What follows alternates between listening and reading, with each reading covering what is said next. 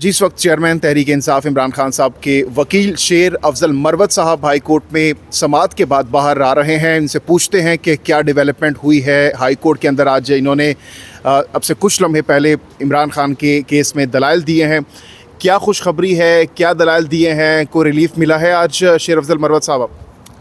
जी बहुत शुक्रिया। आज चेयरमैन PTI के जो ट्रायल का हुक्मनामा जारी किया वज़ारत कानून व इंसाफ ने, जिसमें उन्होंने कहा कि जी हम ये NOC दे रहे हैं कि हमें इतराज़ नहीं है चेयरमैन PTI के साइफ़र केस में ट्रायल का अटक जेल में होने पे। इस NOC को जवाज़ बना के जो फाजिल जज साहब हैं डेजिग्नेटेड कोर्ट के, वो चले गए अगले रोज़ और वहाँ पे उन्होंने जेल में समाअत की। इस हवाले से कानूनी नुकात उठाए हमने रिट पिटीशन में चेयरमैन PTI की तरफ से। पहला सवाल इसमें ये उठा कि नो ऑब्जेक्शन सर्टिफिकेट जो है ये हुक्मनामा तो नहीं है, वज़ारत कानून से ये NOC किस कानून के तहत मांगा गया, कानून इस पर खामोश है। फिर अगर कोई कहता है मुझे इतराज़ नहीं है तो इसका ये मतलब नहीं होता है कि जी अब ये हुक्मनामा तस्वुर किया जाए और आप ट्रायल दूसरे सूबे में ले जाएं। अटक पंजाब में फ़ाल करता है और इस्लामाबाद से पंजाब में ट्रायल सिर्फ़ एक ही इख्तियार है आर्टिकल 186A के तहत सुप्रीम कोर्ट ऑफ पाकिस्तान को। सुप्रीम कोर्ट ऑफ पाकिस्तान ने ऐसा कोई हुक्मनामा जारी नहीं किया। ये इख्तियार जो है वज़ारत कानून के नाम पे वफाकी हुकूमत ने जो है एक्सरसाइज कर ली है। दूसरी बात ये है कि अगर एक ट्रायल जो कि इस्लामाबाद के हैं वो अगर सुबह पंजाब में इनका इनेकाद होता है तो कानूनी तौर पर पंजाब में किए गए ट्रायल की अपीलें रिवीजन तमाम जो हैं वो लाहौर हाई कोर्ट के सामने दायर होंगी। तो इसका मतलब ये है कि इस्लामाबाद हाई कोर्ट की जो जुरिस्डिक्शन है उसको भी सबोटाज किया गया। तीसरी बात यह है कि ये इख्तियार कानून में दफ़ा 9 ज़ब्त फौजदारी के तहत प्रोविंशियल या फेडरल गवर्नमेंट को है और उसके लिए भी ज़रूरी है कि जो मजाज अदालत हैं जहाँ पे ट्रायल हो रहे हैं उसकी कंसेंट ली जा चुकी हो। इस केस में न कोई कंसेंट ली गई, क्योंकि कल ही मैं मुतल्लिका फाजिल जज साहब के सामने पेश हुआ और उन्होंने इसकी तस्दीक की कि उनसे कोई कंसेंट नहीं ली गई। और दूसरी बात यह है कि चीफ कमिश्नर इस्लामाबाद का या वज़ारत दाखिला का ऐसा कोई हुक्मनामा जारी नहीं हुआ जिसमें उनको कहा गया हो कि आप ट्रायल वहाँ पे करें।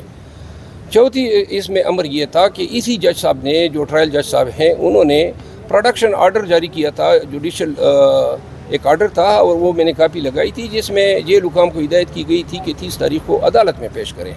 वो हुक्मनामा न किसी ऊपर की अदालत ने सेटिसाइड किया, न उसी जज साहब ने रिव्यू किया और इस एग्जेक्टिव हुक्मनामे की बुनियाद पे उस जुडिशल आर्डर को ओवरराइड करते हुए ये जो ट्रायल है इसके लिए जज साहब जो हैं वहाँ पे गए। यहाँ पे दो और भी कानूनी नुकात हमने उठाए। ये जो जज साहब हैं ये ATC जज 1 हैं और एंटी टेररिज्म एक्ट 1997 के तहत या हाई कोर्ट का जज या फिर डिस्ट्रिक्ट एंड सेशन जज जो हैं वो ATC कोर्ट का जज बन सकता है। यहाँ पे साइफ़र के लिए जिस जज साहब को उन्होंने मुकर्रर करना था वज़ारत कानून ने, वो मजिस्ट्रेट की तारीफ़ में आना चाहिए था। इन्होंने सेशन जज को मजिस्ट्रेट बना दिया अपने हुक्मनामे में और ये 15 दिन पहले एक और जज साहब थे, उस जज साहब को हटा के इन्होंने इनको लगा दिया। ये सारी चीज़ें हमने चैलेंज की।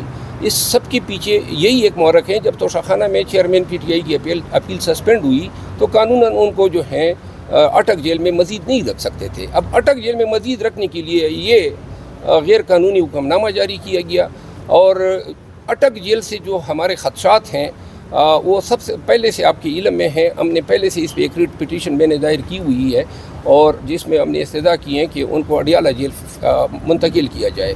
इन सब तमाम बातों के पीछे इन्होंने एक कुर्बानी भी दी और कुर्बानी ये कि चेयरमैन PTI को अदालत और लोगों के सामने आने से रोकने के लिए FIA ने इनका कोई फ़िज़िकल रिमांड तलब ही नहीं किया, जबकि शाह महमूद कुरैशी का 11 दिन तक इन्होंने फ़िज़िकल रिमांड लिया। जो प्रिंसिपल एक्यूज़ड हैं उनके ख्याल में उसका रिमांड तलब न किया जाना ये भी इनकी बदनीयती को ज़ाहिर करता है, क्योंकि ये नहीं चाहते थे कि चेयरमैन PTI पब्लिक के सामने आए, अदालत में आए, वहाँ उन तक उनके वकला और उनके रफ़ाकार की रसाई हो।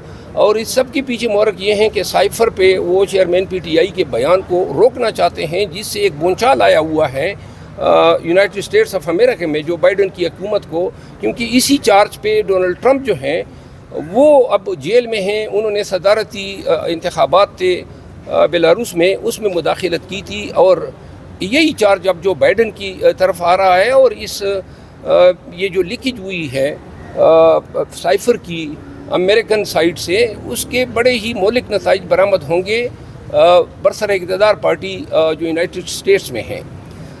ان تمام گزارشات کو سننے کے بعد عدالت نے جو ہے ریٹ ایڈمٹ کی، اور ساتھ میں انہوں نے یہ بھی حکم دیا کہ جو ہم نے جیل کے حوالے سے جو ریٹ کی تھی اسی کے ساتھ اس کو اگلے ہفتے لگائیں گے۔ اچھا سر، یہ جو درخواست تھی وہ سپریم کورٹ نے آج خارج کر دی ہے، ابھی خبر ہے اس کے حوالے سے کیا کہیں گے آپ؟ جی، سپریم کورٹ آف پاکستان کا فیصلہ حتمی تھا 14 مئی۔ یہ الیکشن نہ کروانے کے جو امپلیکیشنز ہیں اس فیصلے کی پامالی کے، یہ اس سے اتنی جلدی الیکشن کمیشن کی جان نہیں چھوٹے گی اور نہ اس وقت کی حکومت کی۔